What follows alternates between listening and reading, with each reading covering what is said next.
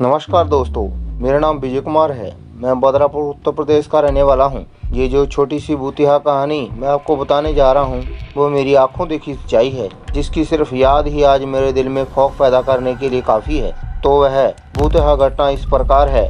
मेरे 12वीं कक्षा के एग्जाम सिर पर थे और अचानक पिताजी के गुजर जाने के बाद घर के हालात बिगड़ गए थे। आगे की पढ़ाई करने के लिए और घर चलाने के लिए मुझे देर रात तक ऑटो चलाना पड़ता था। उस रात को सभी ऑटो वाले घर चले गए थे। सिर्फ मैं अकेला ही भयानक सन्नाटे में ऑटो स्टैंड पर अपनी अगली सवारी का इंतजार कर रहा था। दूसरे दिन से दोपहर से एग्ज़ाम शुरू होने वाले थे, इसलिए मेरे लिए समय भी पैसों की तरह कीमती था। इसलिए मैं ऑटो में आगे की सीट पर बैठकर नोट्स पढ़ रहा था।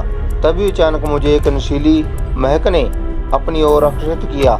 वह महक कहाँ से आ रही थी यह जानने के लिए मैं ऑटो से बाहर निकलने वाला था। तभी मुझे पीछे से एक कोमल आवाज़ आई, बदलापुर गांव चलिए प्लीज़। अचानक से आने वाली इस आवाज़ से मैं चौंक गया और पीछे मुड़ के देखा तो ऑटो में एक सुंदर सी सजी धजी लड़की बैठी थी। मैंने उससे पूछा, आप अंदर कब आई? तो उसने कोई जवाब नहीं दिया।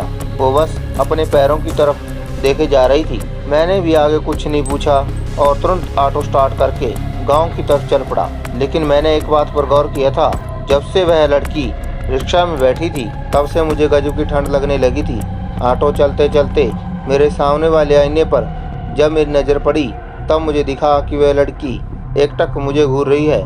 फिर मैंने आईने से नज़रें हटाकर रोड पर टिका दी। कुछ ही दूर जाने के बाद रिक्शा में अचानक कहाँ से सड़े हुए मांस की बदबू फैलने लगी, इतनी कि मुझे घुटन होने लगी। सांस तक लेना मुश्किल हो गया था। उस वक्त फिर एक बार मेरी नज़र आईने पर पड़ी और उसमें दिखने वाला वह भयंकर और विकृत नज़ारे से मेरी रूह कांप गई, क्योंकि आईने में जो लड़की मुझे दिख रही थी वह एक दुल्हन के जोड़े में थी और उसका चेहरा आधा जला हुआ था, जिसे मांस के लथड़े लटक रहे थे। मैं उसी वक्त इतना ज़्यादा डर गया था कि अपनी चलती ऑटो का हैंडल छोड़कर सड़क पर ही कूद पड़ा। उसके बाद सुबह जब मेरी आँख खुली तब मैं गांव के दवाखाने में लेटा हुआ था। पास में मेरी माँ और गांव के बुजुर्ग बैठे थे। मेरे सिर में 4 टाँके लगे थे और बाकी सभी मामूली चोट थी।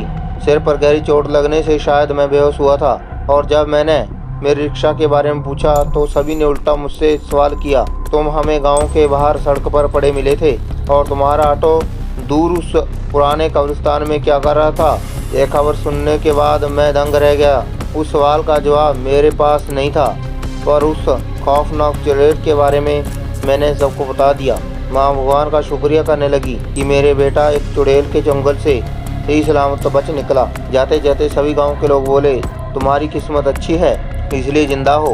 वह कुमारी ही मरी हुई भयंकर चुड़ैल थी जो अपनी प्यास तुम्हारे जैसे कुमारे लड़कों का शिकार करके बुझाती है। दोस्तों, आपको यह हमारी कहानी कैसी लगी कमेंट करके जरूर बताना। थैंक्स।